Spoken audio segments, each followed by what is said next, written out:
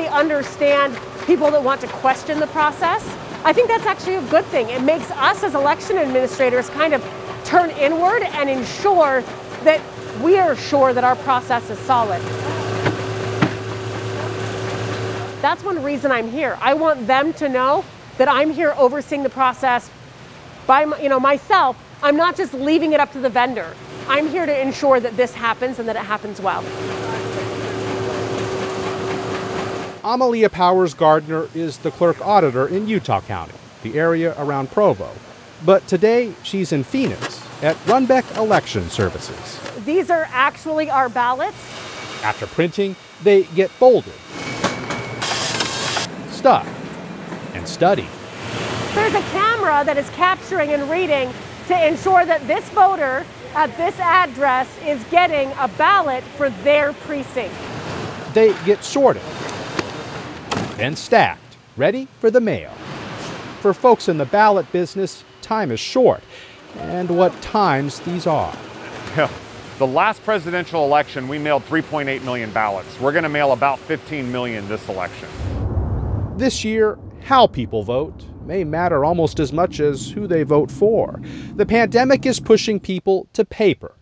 On this day, ballots around Provo are in the mail, and Utah County is getting ready. Utah's been moving to universal vote by mail for nearly a decade. The 2020 election is the first time everyone in the state will get to vote this way. State Representative Steve Elison ran the bill that got it all started.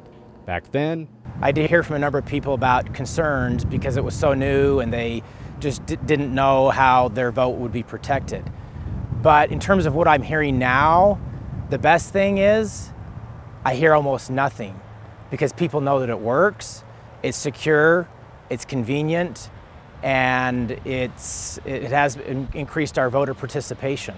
Going into the 2020 vote, 5 states already sent every registered voter a ballot. With the arrival of COVID-19, more scrambled to get ballots into the mail. Others automatically sent applications to voters, who could then request a ballot.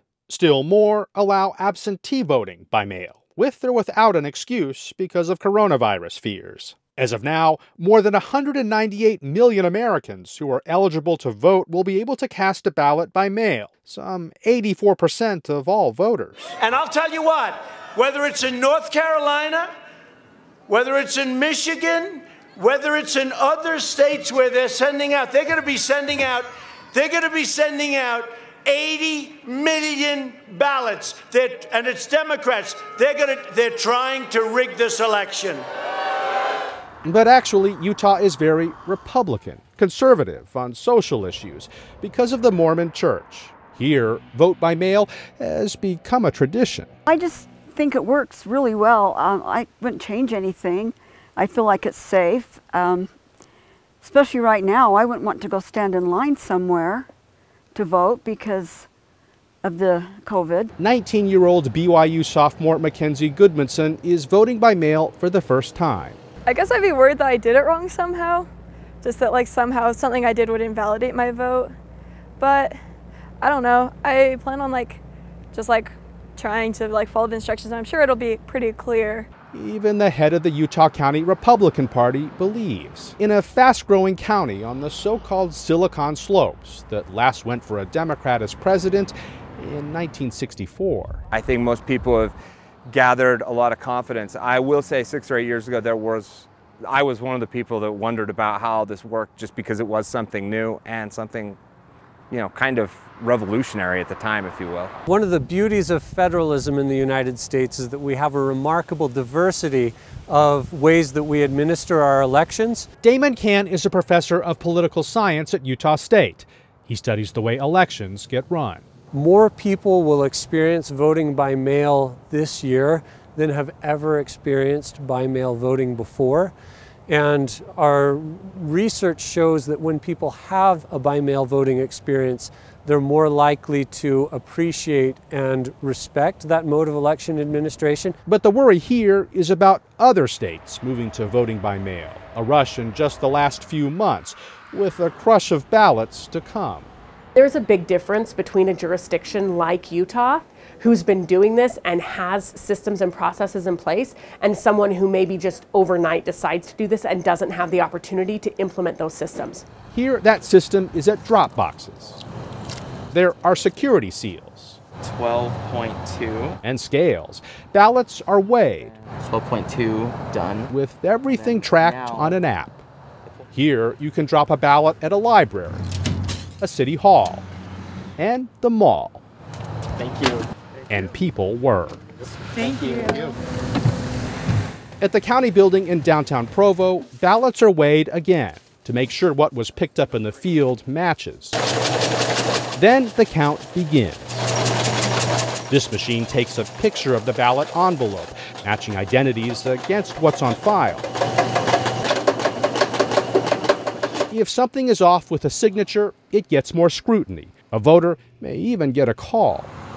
There has been a uniquely Utah problem involving young adults away on 2-year missions with the Mormon Church. Well-meaning parents talk to their kids, fill out their ballot, then copy their signature. I nicely explained that that's actually a felony, and even if he told you you could sign it for him, that's still not legally allowed. Once everything gets verified, ballots are sliced open, flattened, shaken straight, then counted. This scanner can do 200 a minute. Even the kind of paper matters. If you tried to fraudulently create a ballot on paper that you could buy commercially, it won't make it through these scanners. Those will kick it out. On this day, it was paper tears slowing things down. That extra long ballot nicked by machine, or aggressive voters with letter openers. Ballots get counted as they come in, but the scanners are not connected to the internet or the computer system here. Even I don't know the results until just moments before we post them for the public. Utah County has about 310,000 registered voters. Some 90% use the ballot sent them. The rest show up to vote in person, which remains an option. Here in the Beehive State, it all just seems to work. If you're looking for silver linings of a pandemic, I think it may be forcing some innovation and getting people moving forward into opening up more ways for people to vote. And I think anyone who's a proponent of democracy should want the most people to vote.